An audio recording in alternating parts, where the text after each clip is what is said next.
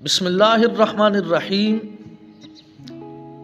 مولا صلی وسلم دائما ابدا علی حبیبک خیر الخلق کلہم۔ میرے دوستوں اور بزرگوں، ایک واقعہ پیش آیا ہوا ہے،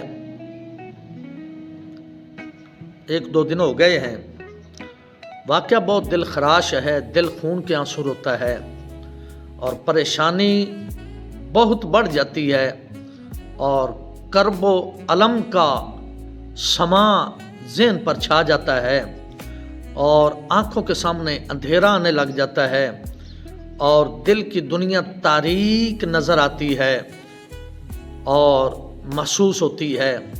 جس وقت اس واقعہ کو دیکھتے ہیں کہ ایک عورت نے اپنے خاوند پر کیس کرایا ہوا تھا، ڈپوز ہو گیا، طلاق ہو گئی، اس کے بعد اس نے جا کر اپنے خاوند پر کیس کر دیا عدالت کے اندر۔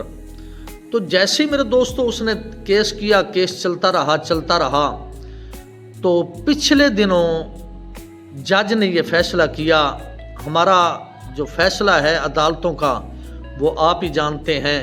کہ اتنے سارے لبیک والے آج 4-5 سال ہو گئے وہ بیچارے رل رہے ہیں، عدالتوں کے دھکے کھا رہے ہیں، عدالتوں کے اندر جا رہے ہیں۔ ویسے اس سے بڑی کائنات کے اندر خوش نصیبی نہیں ہے کہ وہ رسول اللہ صلی اللہ علیہ وسلم کی خاطر جا رہے ہیں اور ان کا مقابلہ کسی مسلمان کے ساتھ نہیں ہے کہ مسلمانوں کو بھیجا جائے اور جا کر فیرنگ کرا دی جائے، مروا دیا جائے، بلکہ ان کا ڈائریکٹ جو متھا ہے یا ان کا مقابلہ یہود و ہنود کے ساتھ ہے، اور یہود و ہنود اپنے بیٹوں کو جیسے حکم کرتے ہیں وہ ویسے کرتے ہیں۔ بہرحال وہ اس نے فیصلہ کر دیا، جج نے، عورتیں ہماری جو ہیں ان کو یہ سوچنا چاہیے اور اپنے گھر کے اندر رہنا چاہیے۔ اگر کوئی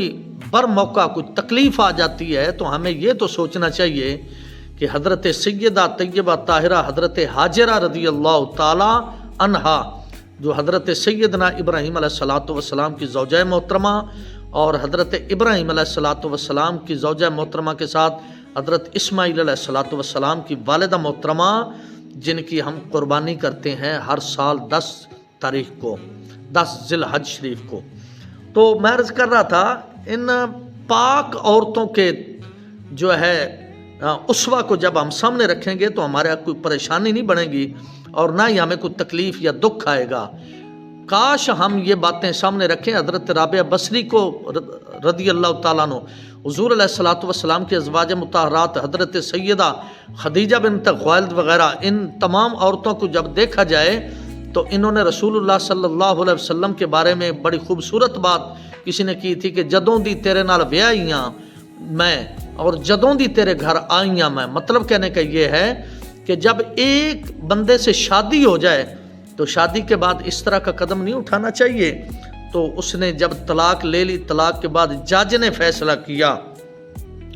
کہ کچھ دنوں کے لیے بچی تھی چونکہ والد کے پاس، اور یہ بھی ضروری نہیں، ہم جو بچوں کو بار بار جتاتے ہیں کہ ہم ہی تم سے پیار کرتے ہیں، تمہارا والد نہیں کرتا، تمہارا والد کچھ نہیں کرتا،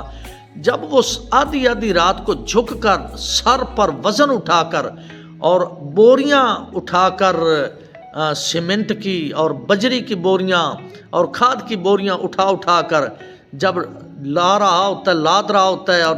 جناب ایک جگہ سے دوسری جگہ منتقل کر رہا ہوتا ہے، تو کیا اس وقت وہ بغیر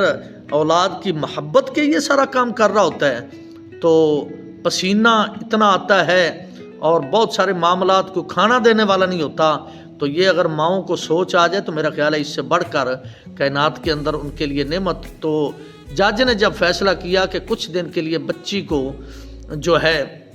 اس کی والدہ کو دے دیا جائے، اس کے والد کو حکم دیا کہ اس کی والدہ کو یہ بچی کچھ دنوں کے لیے دے دی جائے، تو جیسے یہ فیصلہ ہوا تو والد نے جا کر چھلانگ لگا دی نہر میں، اور نہر میں چھلانگ لگانے کے بعد بچی بھی اور خود بھی دونوں جاں بحق ہو گئے۔ تو یہ کیا مقصد، اس کی گھر والی جو زوجہ تھی اس کو کیا حاصل ہوا اور کیا اس نے حاصل کیا اس واقعہ سے یا اس کیس سے؟ پیسے الگ لگے، وقت الگ ضائع ہوا، اور سارا کچھ ہونے کے بعد اس کو بیٹی بھی نہ ملے، نہ خدا ہی ملا، نہ وصال صنم، نہ ادھر کے رہے نہ ادھر کے رہے۔ تو کوشش یہ کرنی چاہیے، صبر کرنا چاہیے۔ صبر کا پھل اللہ تبارک و تعالی بہت جلد اور میٹھا عطا فرماتا ہے، تو کوشش کریں گے کہ ان تمام باتوں سے ہم سبق حاصل کریں گے۔ اللہ ہمارا حامی و ناصر